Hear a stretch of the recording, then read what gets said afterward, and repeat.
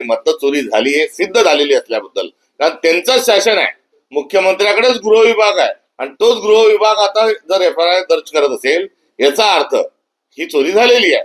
त्यामुळे ही जबाबदारी स्वीकारत असताना हे अनैतिक पद्धतीनं अवकाळी पद्धतीनं आलेल्या शासनाने तात्काळ राजीनामा द्यावा ही आमची मागणी आहे. शेतकऱ्यांचे प्रश्न फार मोठ्या प्रमाणावर महाराष्ट्रात निर्माण झालेली आहे. मुंबई ठाणे हेच पावसामध्ये बेजार झालेले नाही, हेच तुंबलेलं नाही, तर खड्ड्यांमुळेच प्रश्न आहेत हे जसं खरं आहे तशाच मोठे प्रश्न हे जीवन मरणाचे शेतकऱ्यांच्या पुढे निर्माण झालेले आहे. त्यामुळे सरसकट संपूर्ण खरीप पिकं जे आहेत ही खरीप पिकांचं नुकसान झालेलं आहे. त्यामुळे सरसकट शेतकऱ्यांना 50,000 रुपये हेक्टरी हे देण्यात यावे, कोणची कमाल मर्यादा त्यासाठी लावू नये ही आमची पहिली मागणी आहे. दुसरी मागणी जी आहे की पिकांचं नुकसान एक आहे, जमिनीचं नुकसान दुसरं आहे. खरडून गेलेल्या ज्या जमिनी आहेत त्याची संख्या 1,00,000 हेक्टरपेक्षा अधिक आहे. ही सरकारी आकडेवारी जी आहे हीच या संदर्भामध्ये ही आकडेवारी ही सांगते. त्यामुळे या प्रति हेक्टरी 5,00,000 रुपये हे तात्काळ खरडून गेलेल्या शेतकऱ्यांना ही नुकसान भरपाई स्वरूपामध्ये द्यावेत ही आमची दुसरी मागणी आहे. तर तिसरी जी आहे, जे होतं नव्हतं ते संपूर्ण पेरल्या गेलं, कर्जाचं पुनर्गठन झालं नाही, कर्जमाफी देतो म्हणून हे लबाड सरकार कर्जमाफी करायला तयार नाही. वास्तविक पाहता याची आमची सातत्याने जी आलेली मागणी त्याचा उल्लेख या ठिकाणी करतो की आपण सांगितलं होतं त्यानुसार कर्जमाफी करा आणि तात्काळ स्वरूपामध्ये कर्जमाफी ही आपण सरकारने करावी, तर मागणी आमची सातत्याने आहेत.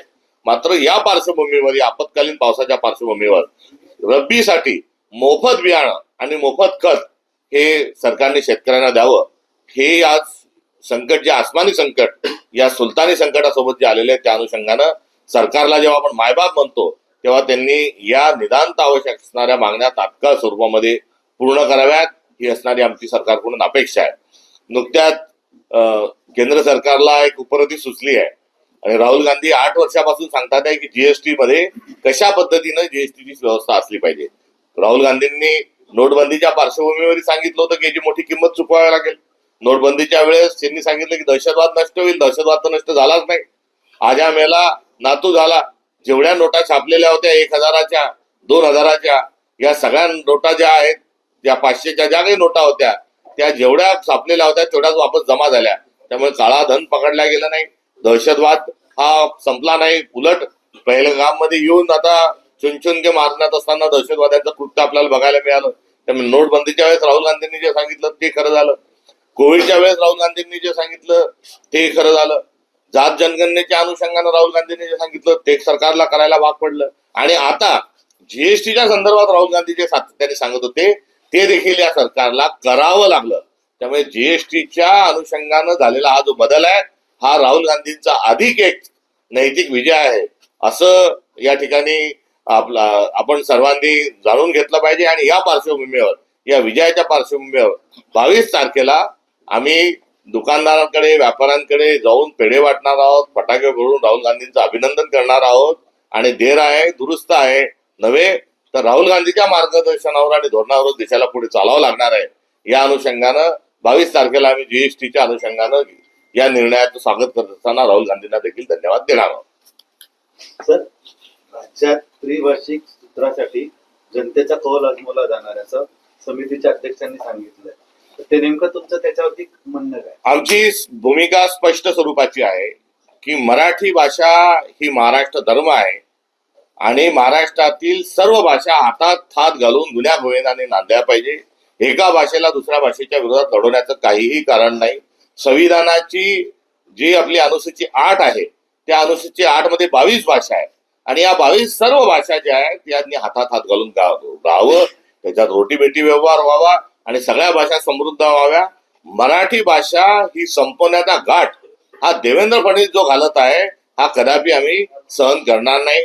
यासाठी 17 एप्रिलला हा निर्णय पहिल्यांदा आल्या सर्वप्रथम काँग्रेसने या संदर्भात हा GR रद्द करावा आणि तिसऱ्या भाषेचं धोरण हे मागे घ्यावं ही काँग्रेसची असणारी भूमिका आहे.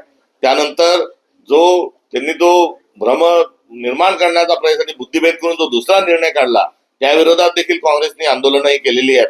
मी याकडे आपलं लक्ष या ठिकाणी वेधू इच्छितो. आणि तिसरी भाषा अजिबात आवश्यकता नाही. नरेंद्र जाधव समितीला दिलेलं कामच हे आहे की काही करा आणि तिसरी भाषा ही आपल्या गळी महाराष्ट्राच्या उतरा, याकरता हा समितीचा घातलेला घाट आहे. जो विषय होऊ द्यायचा नाही किंवा जो विषय महाराष्ट्राच्या विरोधात आहे त्या विरोधात कमी समिती नेमण्याचं कुठलंही कारण नव्हतं. समितीमध्ये जे सदस्य निवडले आहेत तेही मुख्यमंत्री देवेंद्र फडणवीस यांच्या मर्जीतले आहेत. आणि ही समिती जी आहे, ही समितीची शिफारस जी आहे ती काय येणार आहे की तिसरी भाषा लागू करावी. यामध्ये काय की पहिलीपासून न करता दुसरीत करावी, तिसरीत करावी, असं केसानी गळा कापणारं सरकार असल्यामुळे तेच करेल. या समितीचाच आम्ही धिक्कार करतो. समितीची आवश्यकता नव्हती हेही या ठिकाणी सांगतो. आणि या सरकारी तज्ज्ञांना त्या ठिकाणी जे नेमलंय हेच हा निर्णय घेण्याकरता आहे. त्यामुळे आपण तमाम मराठी बांधवांनी या निमित्तानं आपली भाषा जगवण्याकरता आपण एक संघ राहून या राजकारणाच्या पलीकडे, पक्षाच्या पलीकडे जाऊन आपण डोरकस पद्धतीने सगळे सतर्क राहू. कारण हा मागच्या वेळेस हा GR रद्द केला तेव्हा आम्ही जल्लोष साजरा करणाऱ्या काँग्रेस पार्टी नव्हती. आमची त्यावेळेची भूमिका होती की हे आज वेळ काढू धोरण आहे, यांनी हा निर्णय रद्द केलेला नाही, हा निर्णय ते पुढे लागू करणार आहे. त्यामुळे त्यावेळेसच आम्ही सतर्क राहण्याची भूमिका ही काँग्रेस पक्षाने घेतली होती. आम्ही मराठीच्या बाजूने आहोत आणि मराठीने या बाजूने राहत असताना आम्ही मराठी आणि आम्ही भारतीय ही काँग्रेस पक्षाची असणारी भूमिका आहे. आणि मराठीचा सन्मान करत असताना इतर ज्या 21 भाषा आहेत या 21 भाषांचाही सन्मान आम्ही करतो. मुळात विविधता में एकता ही भारत की विशेषता हे आपल्या संविधानाचं आणि आपल्या भारताचं वैशिष्ट्य आहे, सूत्र आहे. मात्र भारतीय जनता पक्षाला विविधता ही नष्ट करायची आणि त्याकरता मायबोली मराठीचा गळा घोटण्याचं काम नव्हे तर मराठी माणसाच्या छातीत सुरा खुपसण्याचं काम मुख्यमंत्री देवेंद्र फडणवीस करत आहेत. याकरता आपल्याला सतर्क सर्वांना राहिलं पाहिजे. अलीकडच्या काळात मुख्यमंत्री देवेंद्र फडणवीसांना देशाचं पंतप्रधान होण्याची स्वप्न पडायला लागलेली आहे. आणि आता आपल्याला पंतप्रधान व्हायचं म्हणून आता हिंदीचं कुठेतरी हिंदी भाषिक पट्ट्यामध्ये, गाळपट्ट्यामध्ये आपल्याला लोकांनी स्वीकारलं पाहिजे. करिता देवेंद्र फडणवीस हा महाराष्ट्राशीचा घात करत आहे, महाराष्ट्राचा विश्वासघात करत आहे, महाराष्ट्राच्या जनतेच्या पाठीत खंजीर खुपसत आहे. सर, आगामी स्थानिक स्वराज्य निवडणुका पाहता कुठेतरी महाविकास आघाडीमध्ये फूट पडते का? कारण दोन्ही ठाकरे बंधू एकत्रित येणार म्हटल्यानंतर स्थानिक पातळीवरती आता चाचपणी करायला काँग्रेसने सुरुवात केली आहे का? आम्ही फार आधीपासून आमची भूमिका ही जाहीर केलेली आहे आणि सविनय आमच्या मित्रपक्षांना देखील आम्ही स्थानिक पातळीवर अशा प्रकारचे निर्णय घेणार ते सांगितलेलं आहे. त्यामुळे या संदर्भात एक राजकीय पक्ष या नात्याने आम्ही सर्व ज्या पर्याय आहेत त्या पर्यायाच्या अनुषंगानं आम्ही पुढे जात आहोत. मात्र मुळात आघाडीच्या युतीच्या संदर्भातला जो अधिकार आहे तो स्थानिक आमच्या युनिटचा आहे, हे आधीच मी आपल्याला सांगितलं. विधानसभा असेल किंवा लोकसभेमध्ये असेल, ठाण्यामध्ये असेल किंवा पालघरमध्ये असेल, कोकण भागामध्ये काँग्रेस पक्षाने काही जागा दिल्या होत्या, त्यामुळे कुठेतरी कार्यकर्ते किंवा नेत्यांमध्ये नाराजीचे सूर दिसत होते. तशाच प्रकारचं चित्र जर आता महापालिका निवडणुकीमध्ये असेल तर काय नेमकी भूमिका घ्यावी लागेल? नाही, यामध्ये मी आपल्याला माझ्या निवेदनातच आपल्याला सांगितलं की ती राजकीय अपरिहार्यतेच्या अनुषंगाने आघाडीच्या राजकारणामध्ये काँग्रेसला आपण सांगितलेल्या पट्ट्यामध्ये मोठी किंमत ही चुकवावी लागलेली होती, वस्तुस्थिती आहे.